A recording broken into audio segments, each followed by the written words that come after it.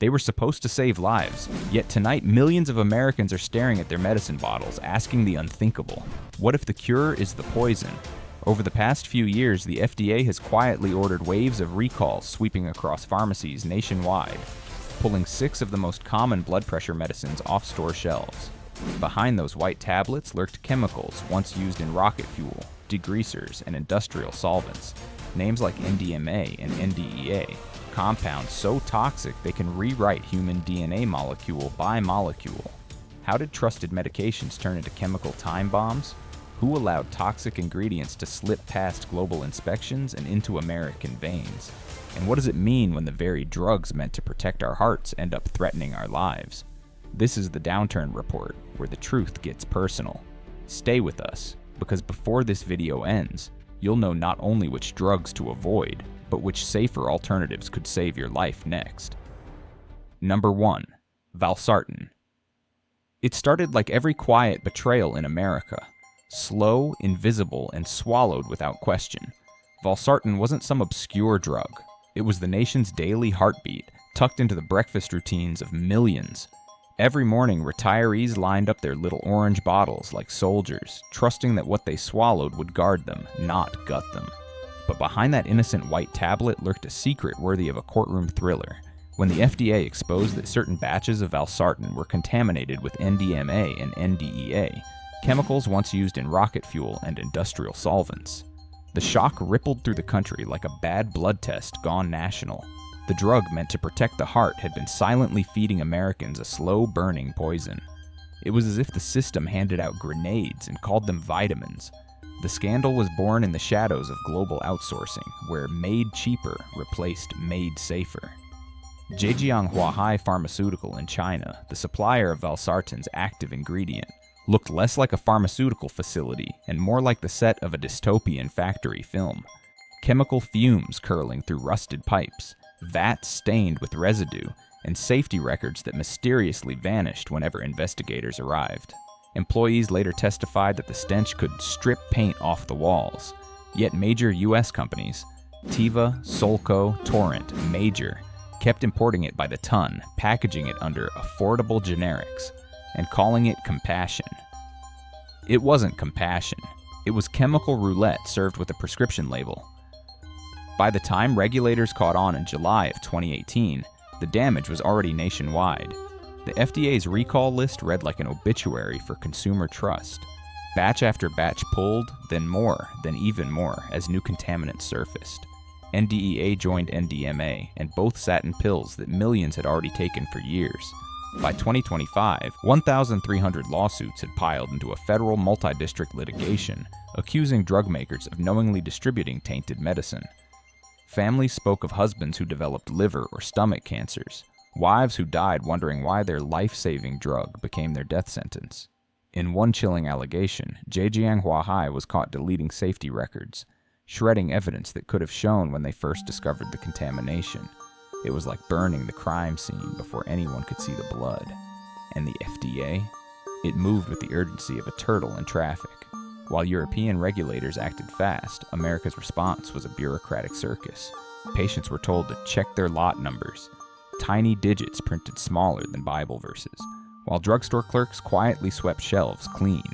It was an insult dressed as advice. Elderly patients, already juggling failing eyesight and fixed incomes, were suddenly forced into detective work to save themselves from corporate neglect. The irony: some pharmacies were still selling the contaminated stock weeks after the first recall. The very system built to protect public health had turned into a maze of confusion where patients had to rescue themselves.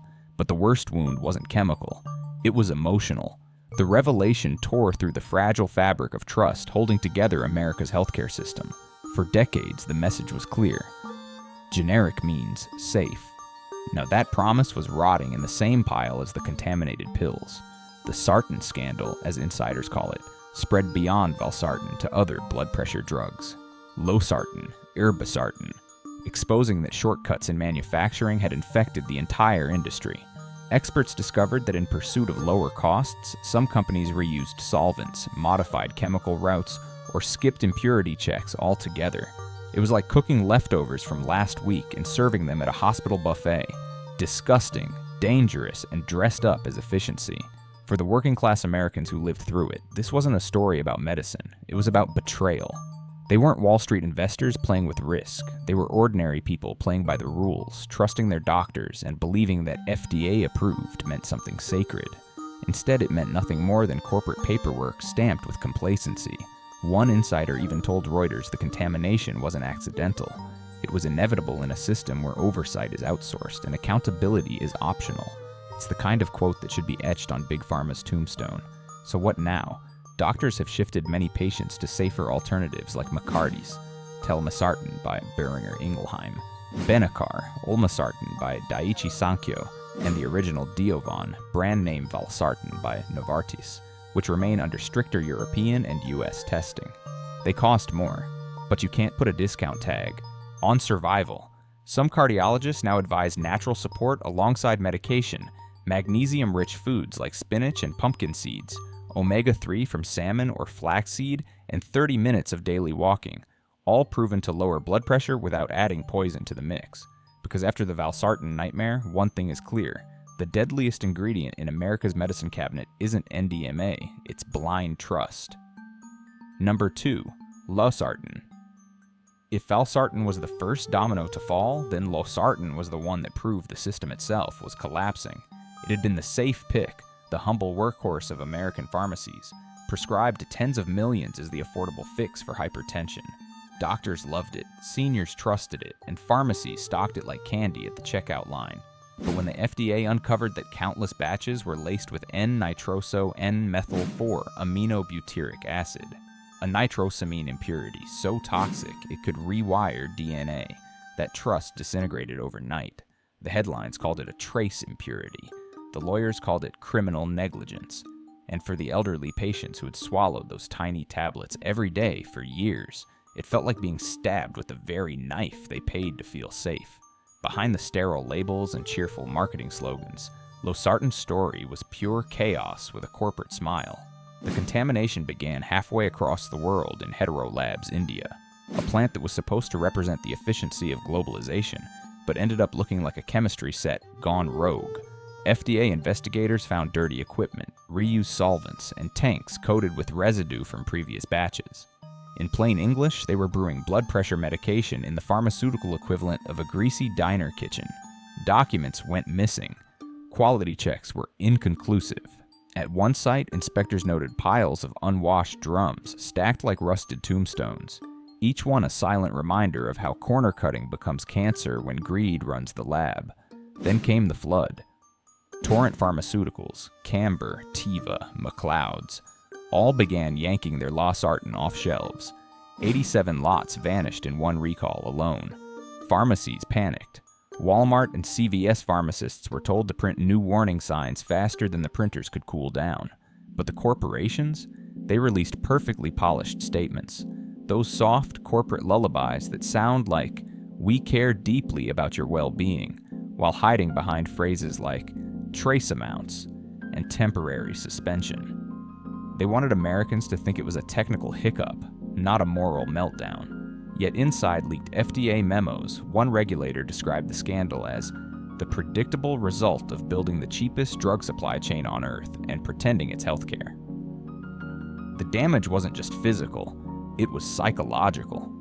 Imagine being 72, faithfully taking your pills every morning only to discover they might have been cooking cancer into your bloodstream. Many retirees felt duped, and worse, disposable. For corporations, these weren't patients. They were recurring revenue.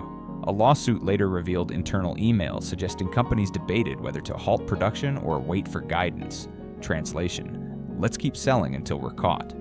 It was greed wearing a white lab coat, smiling through a safety recall. The very system meant to protect Americans had turned into a roulette wheel with the odds rigged against anyone living on Social Security. And while the FDA scrambled to fix the mess, their actions reeked of quiet panic.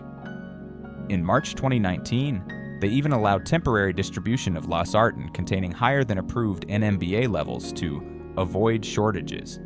It was like letting a restaurant keep serving undercooked meat because the kitchen's busy.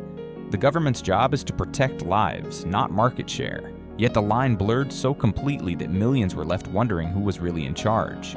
The regulators or the regulated.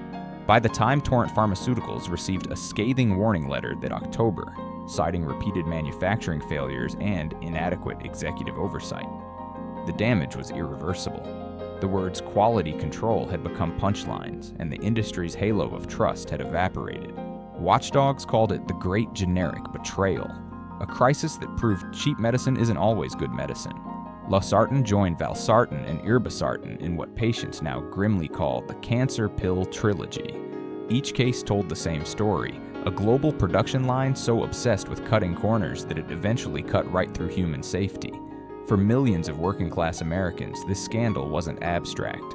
It was personal. These weren't people with private doctors and premium plans. They were warehouse clerks, veterans, widows, folks who took their prescriptions as faithfully as they paid their bills. And when the truth surfaced, they were left with nothing but panic and empty pill bottles. One elderly man told reporters, "I thought I was taking something to live longer. Turns out it was just another way to die slower." But not all hope is lost. For those needing reliable alternatives, Darby, Azilsartan by Takeda, NX Forge HCT, amlodipine valsartan HCTZ by Novartis remain under stricter European and US quality supervision. Even Merck's brand name Cozar, the original losartan, still follows high-standard production lines far removed from the murky offshore factories. Yes, they're pricier, but peace of mind isn't supposed to come on clearance. And beyond pills, doctors remind patients that diet and exercise still work. Cutting sodium, staying hydrated, and walking daily can tame blood pressure without gambling your health on a factory in another hemisphere. Because the real enemy wasn't hypertension, it was blind faith in corporations that stopped caring the second profit margins got higher than your pulse. Number 3. Irbesartan.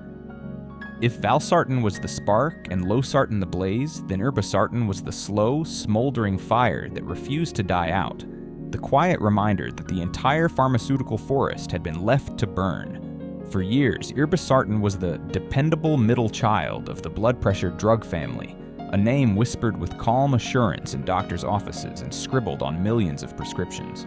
But that calm cracked in October of 2018, when the FDA confirmed that batches of Irbesartan were laced with N-nitrosodiethylamine, the same carcinogen that had already brought down valsartan's reputation. It was as if the ghost of one scandal had come back wearing a new label, haunting patients who thought they'd dodged the bullet. At first, the recalls seemed manageable. Saigon Pharmaceuticals pulled their contaminated pills, Westminster Pharmaceuticals followed, and patients were told not to panic. But within weeks, the problem metastasized. Sulco Healthcare, Princeton, Lupin, and even Golden State Medical Supply joined the recall parade, each admitting their Irbesartan tablets contained nitrosamines that could slowly corrode DNA. The FDA tried to soothe the public, saying the cancer risk remained small. But tell that to a 70-year-old diabetic who's been taking the drug daily for a decade. The phrase small risk sounds a lot like, your luck just ran out. Behind the scenes, investigators found the same rotten roots that had poisoned other sartan drugs. Manufacturing shortcuts and global outsourcing that turned medication into a chemistry gamble. Factories in China and India were recycling solvents, cutting purification steps, and skipping stability testing to shave costs. The same Zhejiang Huahai facility tied to the valsartan scandal appeared again, like a bad sequel no one asked for. Each company pointed fingers across oceans, while the FDA played referee, updating its acceptable impurity levels chart like a weather forecast for cancer. At one point, regulators even permitted temporary distribution of Irbesartan containing trace contaminants, the bureaucratic equivalent of saying, sure, it's dirty, but it's not that dirty. By 2021, the crisis resurfaced when Lupin Pharmaceuticals recalled every Irbesartan product in circulation due to the detection of a new villain, N-nitrosodiethylamine, a chemical cousin in the same carcinogenic family. That meant 3 different nitrosamines had already infiltrated a single drug in just a few years. It wasn't bad luck, it was industrial malpractice with a passport. And though no official death toll was ever published, legal firms across the country began circling like sharks, filing claims that accuse manufacturers of negligence, failure to test, and deliberate concealment of known risks.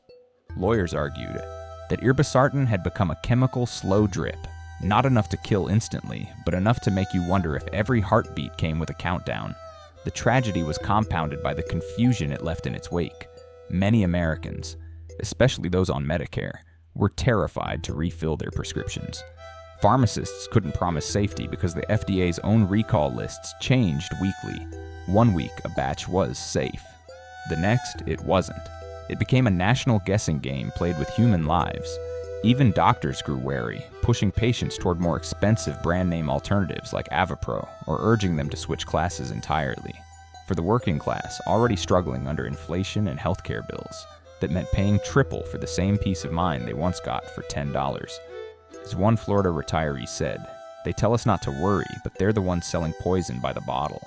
The scandal exposed how fragile the foundation of cheap medicine truly is. Nitrosamines like NDEA and NMBA didn't magically appear. They were created through negligence, sloppy chemistry, and an industry-wide addiction to cost-cutting. Yet the response from regulators and corporations felt more like damage control than accountability. The FDA's interim acceptable limits of 0.088 parts per million read less like science and more like compromise, a bureaucratic shrug in the face of contamination. It's the kind of number that looks reassuring on paper but meaningless when you're the one swallowing it. Irbesartan's fall wasn't just another recall. It was the last straw in the trilogy that exposed the pharmaceutical world's dirtiest secret. That much of America's medicine is made by people we'll never meet, in factories we'll never see, under standards we can't verify. The Sartan saga proved that outsourcing safety is like outsourcing your conscience. Cheaper in the short run, catastrophic in the long run. For patients who still need blood pressure control without the chemical roulette, safer options remain. Avapro, brand name Irbesartan by Sanofi, continues to be manufactured under stricter European oversight. Others may turn to Azor, amlodipine olmesartan by Daiichi Sankyo, or Tecturna alaskiran by Novartis. Newer generation drugs produced in facilities that still face random FDA and EMA inspections. And beyond pharmaceuticals, doctors remind patients of the oldest cure in the world: vigilance. Eating potassium-rich foods like bananas and sweet potatoes, cutting alcohol, sleeping well. They all work better than trusting faceless factories. Because after Irbesartan, one thing's clear. The danger isn't just high blood pressure, it's high complacency wrapped in a capsule. Number 4. Quinapril. For decades, quinapril was the quiet companion of America's aging hearts. A small pink tablet tucked between breakfast toast and the morning news, as ordinary as the cup of coffee. Beside it, sold under Pfizer's proud banners Acapril and Accuretic, it had a reputation as clean as its marketing, dependable, American-made, and free from the chaos of generic imports. But in April of 2022, that illusion cracked like a pressure gauge under strain. Pfizer announced that 5 lots of Acupril were being pulled from shelves nationwide. The reason? Quinapril, a chemical impurity so sinister it sounds like something scraped from the floor of a weapons lab. The FDA called it a probable human carcinogen. For millions of seniors who had trusted Pfizer's name for decades, it felt like betrayal wearing a lab coat. At first, the recall sounded small, almost routine. Just a few contaminated batches. Pfizer assured, nothing to panic over. But then Lupin Pharmaceuticals, one of the world's largest generic makers, followed with its own recall. Suddenly it wasn't an isolated hiccup, it was another chapter in Big Pharma's long-running horror anthology. The nitrosamine saga. Once again, traces of cancer-causing molecules had crept into the bloodstream of American medicine. The same story that brought down valsartan, losartan, and Irbesartan. Each recall felt less like an accident and more like a confession, the industry quietly admitting that its billion-dollar safety nets were full of holes. Investigators later traced the contamination to the usual suspects: reused solvents, nitrite-contaminated ingredients, and lazy purification methods that let microscopic toxins hitch a ride into finished pills. Industry journals described it with chilling detachment. Process vulnerabilities in API synthesis. A phrase that sounds academic until you realize it means someone cut corners and your medicine got poisoned. For Pfizer, the reputational fallout was brutal. This wasn't some off-brand manufacturer in a dusty overseas warehouse. This was the pharmaceutical giant that made Viagra, the company that printed safety and science on its letterhead. Now it was recalling its own flagship heart drug for the same reason shady generics had been pulled from store shelves: contamination. It was like watching the honor student caught cheating on the same test it helped grade.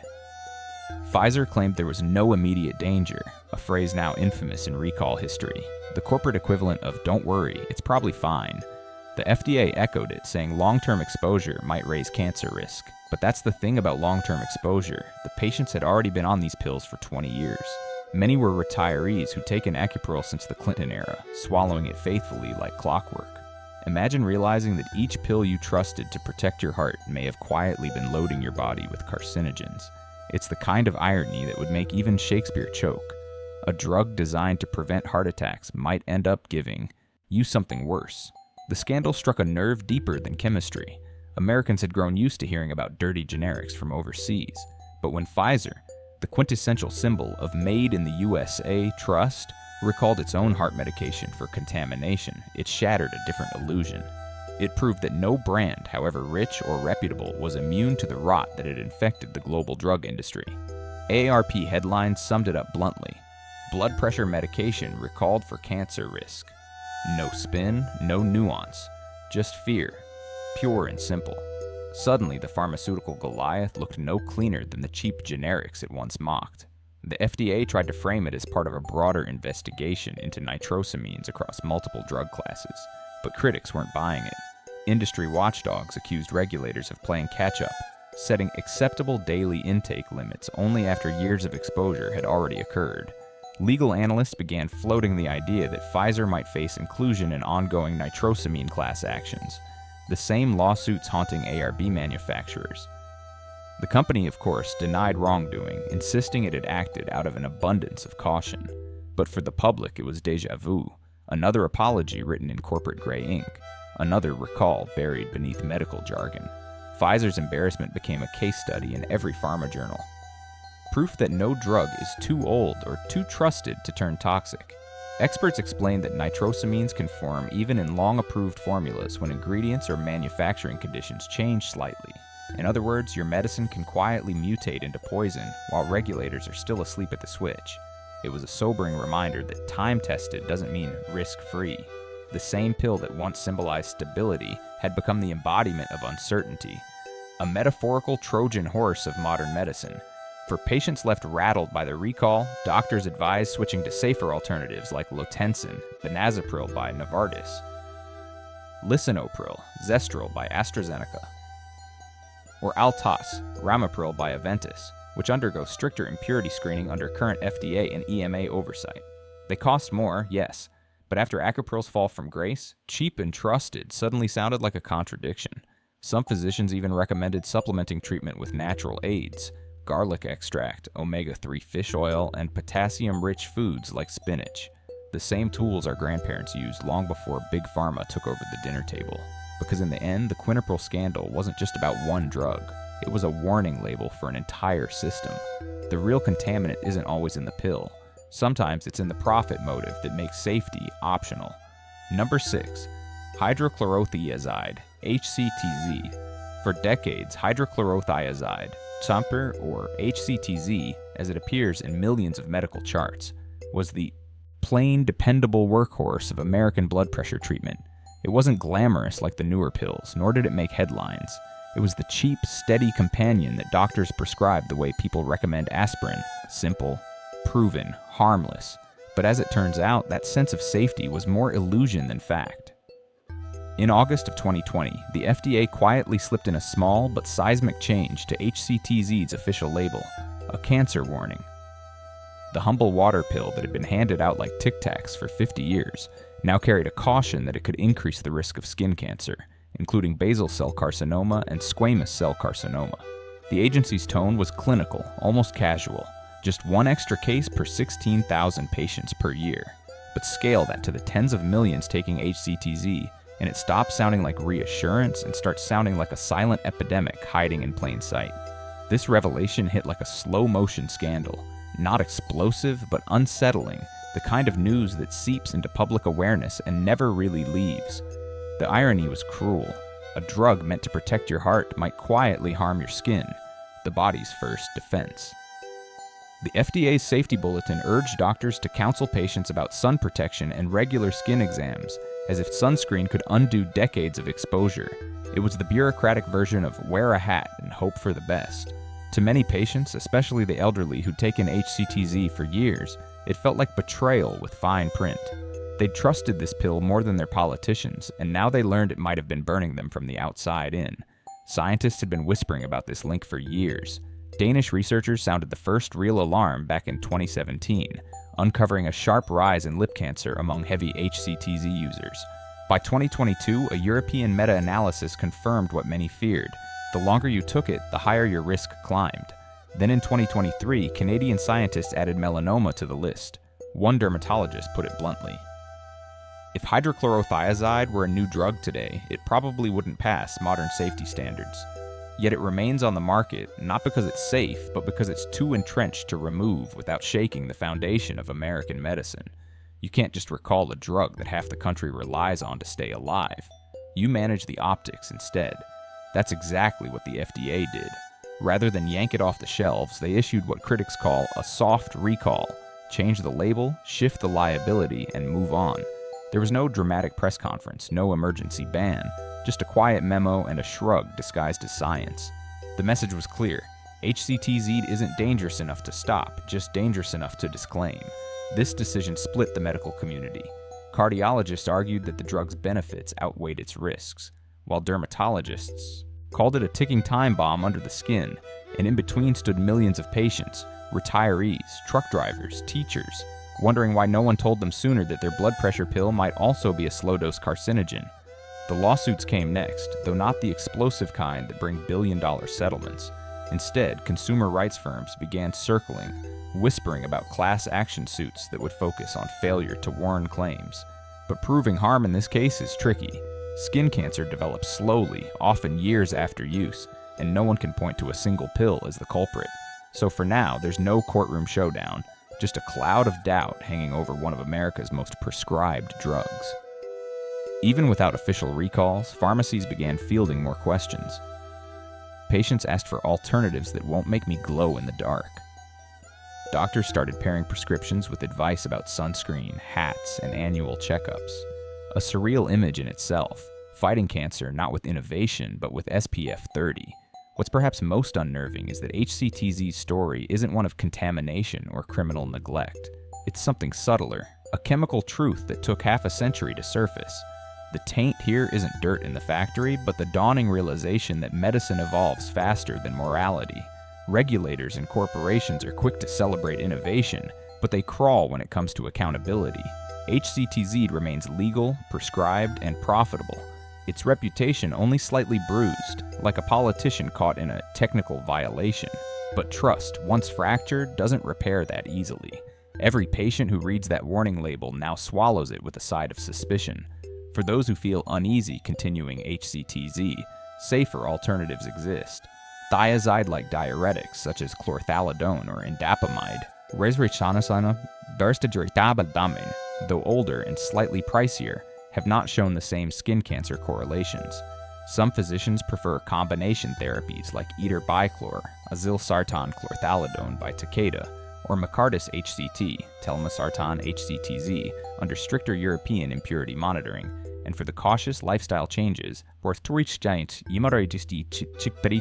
weight control, hydration, cutting salt, and sun protection remain timeless tools that no label can taint. Because if HCTZ taught us anything, it's that safe is never forever, and even the most ordinary pill can cast a very long shadow. The truth doesn't end here. Subscribe now, stay awake, and never let corporations gamble with your health again. Thanks so much for sticking with us to the very end. If you liked this video, make sure to give it a like and subscribe so you won't miss any of our daily updates. And now feel free to check out some of our latest and most popular videos showing up on your screen. Goodbye, and see you in the next one.